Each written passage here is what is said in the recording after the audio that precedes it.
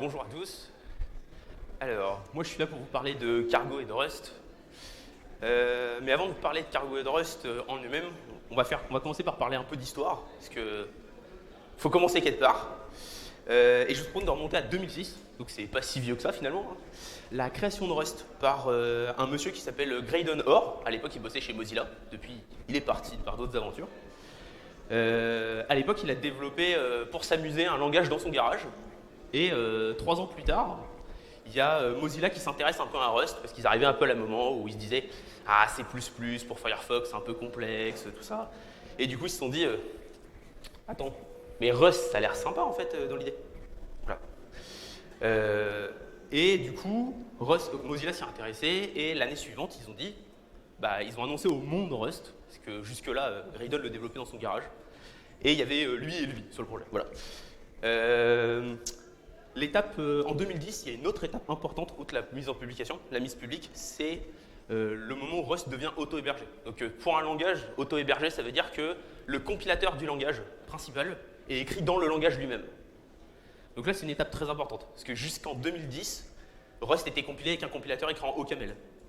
Donc là, ça change la donne. C'est-à-dire que Rust est au point pour compiler Rust. Vu les promesses de Rust, c'est important. En 2015, vient la 1.00, qui marque l'ouverture de la stabilité, même si, les versions 0. quelque chose étaient déjà très très stables, donc la 1.0, on n'en parle même pas. L'année dernière, on a eu la dernière étape que moi je considère majeure dans Rust, c'est Rust n'est plus porté par Mozilla tout seul dans son coin, et maintenant il est porté par une fondation qui s'appelle la Rust Foundation. Ils n'ont pas été chercher très loin. Et du coup, il y a toujours Mozilla d'impliqué, mais il y a aussi quelques acteurs un peu moins connus, comme Google, Huawei, AWS, Microsoft aussi. Des gens qu'on ne connaît pas trop, qui supportent le projet. Du coup, je propose de rentrer dans le sujet, mais avant, petite parenthèse sur un truc qui m'a embêté au début quand je suis rentré dans Rust, c'est ce petit logo et le terme Rustocean. Parce que je sais pas vous, mais moi je parle pas souvent de crustacés en anglais, et du coup je connaissais pas le terme Crustocean. Et Crustocean, c'est dire crustacé, en référence à la mascotte qui s'appelle Ferris, donc ça se devine pas. Voilà. Donc si vous entendez parler de Ferris, de Rustocean, tout ça, c'est un terme consacré, voilà, ne vous inquiétez pas. Bon, rentrons au vif du sujet. Donc Rust, c'est un langage moderne. Donc comme je disais, ça a été créé en 2006, mais quand on compare à d'autres langages comme C qui a plus de 40 ans, c'est un langage très récent. C'est très très récent, et il se base sur beaucoup de fondamentaux qu'on retrouve dans beaucoup de langages modernes. Et en particulier, il y a 3 points très importants. Le premier, c'est la performance. Ce n'est pas le point le plus important de Rust, mais de facto, il se trouve qu'il est performant. Entre autres parce qu'ils ont une double target. En fait, ils cherchent à faire un langage un peu universel à la mode de C. Et entre autres, ils visent l'embarquer. Pour l'embarquer, vu qu'il n'y a pas de puissance, il faut être performant. Du coup, quand on ne fait pas d'embarquer, on se dit on s'en fout. Mais dans la vraie vie, si on fait des trucs de fou avec presque pas de puissance, quand on a beaucoup de puissance, on fait des trucs encore plus dingues. Et c'est vraiment dingue les performances de Rust. Ils ont aussi fait des choix qui permettent de gratter de la perf là où d'autres langages ne le font pas. C'est qu'il n'y a pas de runtime au sens propre. Quand on compile notre code, c'est vraiment juste notre code Rust qui est exécuté. Et il n'y a pas de JVM ou de trucs comme ça qui tournent. Il n'y a pas non plus de garbage collector. En général, ça fait peur sur les langages modernes parce qu'on se dit non mais garbage collector c'est la norme, c'est bon, ça simplifie la vie. Rust, ils ont choisi de tout gérer la mémoire compile time. Donc la compilation est plus longue. Je vous avoue que ça ne m'a jamais gêné que l'app soit plus longue. Mais par contre, on y gagne en perf. Les démarrages sont tous temps instantanés, etc. C'est vraiment impressionnant. Et du coup, c'est très efficace en ressources. Parce que vu qu'il n'y a pas de runtime, il n'y a pas de GCC, on n'a pas de pause dans le fonctionnement, on n'a pas de mémoire consommée qui ne sait pas pour notre code, on peut tout contrôler. Et c'est vraiment impressionnant. Dans le même temps, c'est un langage qui est très fiable. Le premier point, c'est qu'il a un système de type qui est très riche. Je ne détaille pas là, j'y reviendrai un peu plus tard, je vais vous montrer des exemples, vous allez voir, c'est très très important. Et il y a un modèle mémoire qui est très très strict, avec en particulier une notion d'ownership. Si vous n'avez jamais regardé Rust, regardez le système d'ownership, vous allez voir, vous n'allez rien comprendre. Voilà, je vous le dis, premier abord, vous n'allez rien comprendre. Et c'est le point noir de Rust quand on démarre, c'est qu'il faut comprendre l'ownership. Mais une fois qu'on l'a compris, tout devient simple, et tout devient logique. Et on se dit, pourquoi les autres langages ne font pas comme ça? Je vous le dis. Et du coup, comme je disais, c'est fiable parce que tout est fait à la compilation. Donc, c'est-à-dire que vous n'avez pas le problème de certains langages où null pointer exception. Ah, dommage. Ben non, Rust, il va vérifier à la compilation que vous n'avez pas de mauvaise gestion des mémoires, de mauvaise gestion de nuls, vous n'accédez pas à une zone mémoire que vous n'avez pas le droit, etc. Tout est vérifié compile time. C'est pour ça que c'est plus long la compilation. Par contre, une fois que ça compile, ça compile. Ça a un avantage. Qui dit compilateur exigeant, dit en général baisse de productivité. Moi, je trouve pas. Je trouve que c'est un langage qui est vraiment productif. Parce que justement, à la compilation, il est exigeant. Du coup, on met plus de temps à le faire compiler que d'autres langages, surtout si on compare avec des langages comme Python ou JS où il n'y a pas de compilation. Mais par contre, une fois que ça compile, on sait que ça marche. Donc au pire, on s'est planté d'un point de vue fonctionnel, mais on ne s'est pas planté d'un point de vue technique. Et du coup, déjà ça évite 80% des premières erreurs qu'on a quand on code. Et c'est déjà hyper important. Et pour que le compilateur nous rende productifs, malgré le fait qu'il soit exigeant, tous les messages d'erreur et la doc sont extrêmement clairs. Je vais vous le montrer juste après, vous allez voir. C'est hyper clair, hyper explicite ce qu'ils attendent de nous. Et tout est détaillé. On commence à avoir on a un outillage extrêmement complet de base. C'est pour ça que j'évoque Cargo. Je reviens dessus juste après. Et là, ces dernières années, il y a vraiment l'outillage au niveau des IDE, etc. commence à être vraiment efficace. On a vraiment tout l'outillage dans les IDE, etc. Passons un peu le bullshit et le blabla qu'on a tout le temps. Je vais changer ma configuration d'écran, hop, et je vais vous montrer ce que ça donne pour de vrai. Hop, je clone, conserver. Oui, c'est bon. Alors, pour créer un projet Rust, le début, c'est on crée un dossier et on va dedans. Bon, jusque-là, pas de difficulté. Ensuite, la magie commence. Je fais init, c'est créé. Donc, ce que ça donne, du coup, directement, vous voyez, il m'a déjà créé principalement deux fichiers, en fait. Un cargo.toml, quand on vient d'un autre langage avec des gestions de dépendance, c'est exactement la même chose. C'est juste que c'est une autre syntaxe, mais c'est la même chose. L'autre fichier important, c'est le main.rs. Même si vous n'avez jamais fait de Rust, je pense que tout le monde comprend ce que ça fait. Voilà, je vais pas vous le relire. Et après, il génère d'autres fichiers comme le package lock, les targets, etc. Parce qu'en fait, il a directement, vu que j'ai init le projet, dans la filée, il me donne la main et il compile en arrière-plan le projet. Direct, pour se dire, voilà, t'es prêt. Et du coup, si je veux tester, ok, bah simplement cargo run. Et voilà, j'ai mon Leeward. Voilà, là c'est magique. Alors, je vais juste, hop, je lance le watch pour ne pas avoir à lancer la commande à la main, et je vais vous montrer en live. Alors, pour déclarer une variable, facile, et on va mettre ça.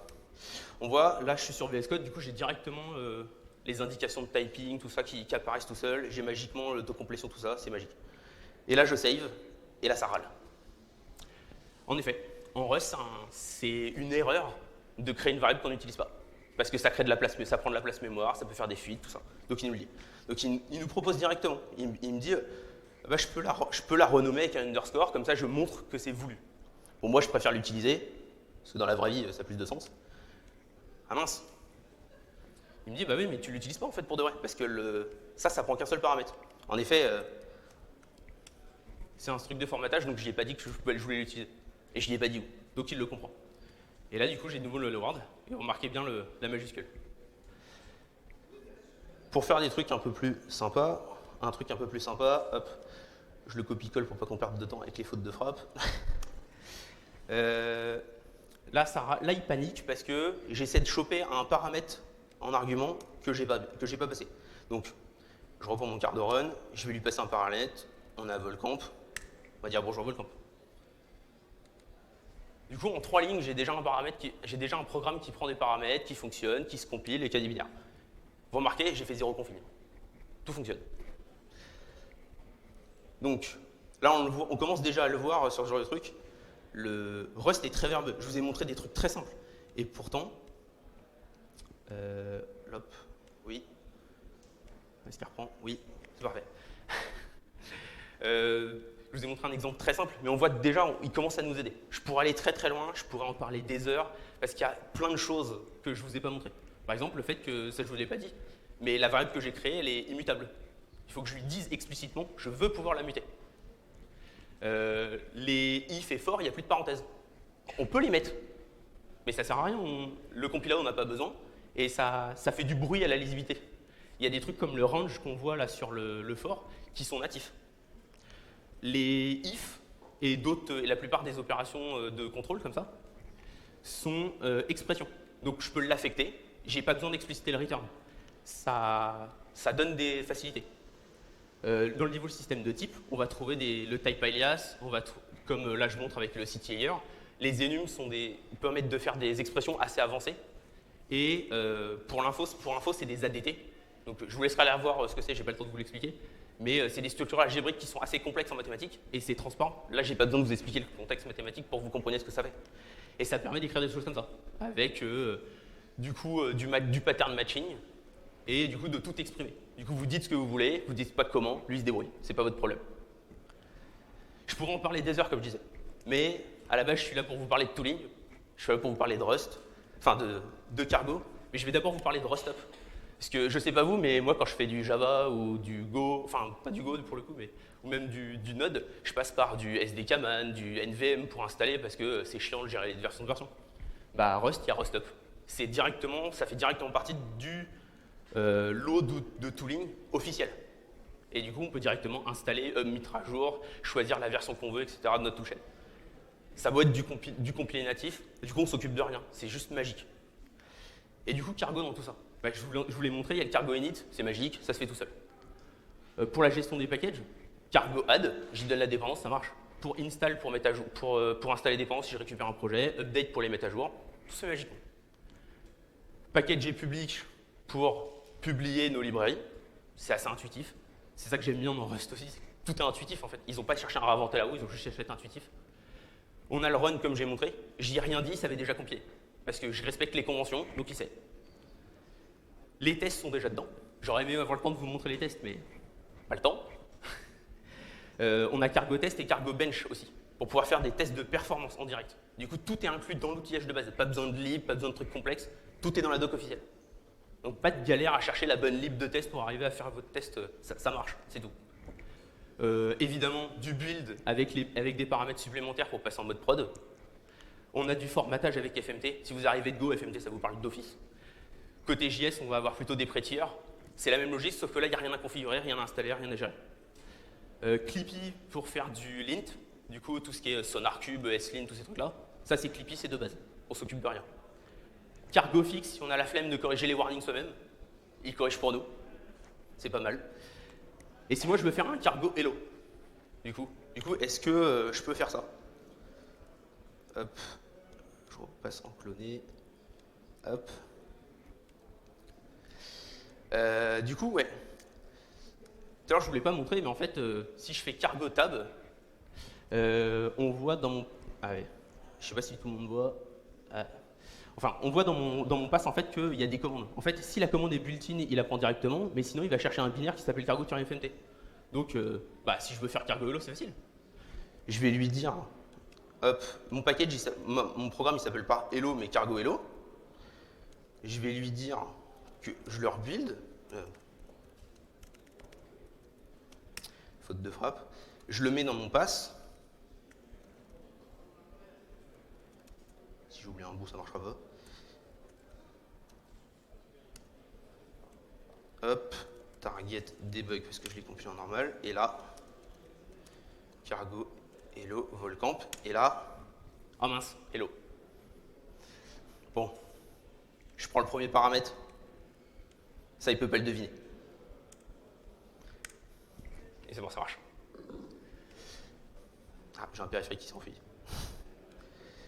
Alors, je repasse de l'autre côté pour le dernier slide. Ah, c'est bon. Et du coup, en conclusion, qu'est-ce que je dirais de Rust? Alors, pour moi, le compilateur, c'est facile. Pour moi, le compilateur, c'est Retsuko. Il est toujours gentil, toujours mignon, il essaie toujours de nous aider. Et derrière, je pense qu'il nous hait, mais vraiment profondément. Parce qu'on passe notre temps à écrire des conneries toute la journée, et il passe notre temps à être obligé de nous corriger et passer derrière nous. Mais ça a un côté cool. C'est que du coup, en fait, il pense pour nous. On fait du pair programming avec le compilateur. Et je connais pas d'autres langages qui savent faire ça. Et du coup, moi, c'était Anthony Pena. Je suis développeur web full stack chez Sphere. J'aurai quelques stickers si les axolotes vous intéressent. Je vous laisse tous mes tags, en particulier l'URL de mon blog et le repo avec mes talks. Et du coup, merci de m'avoir écouté.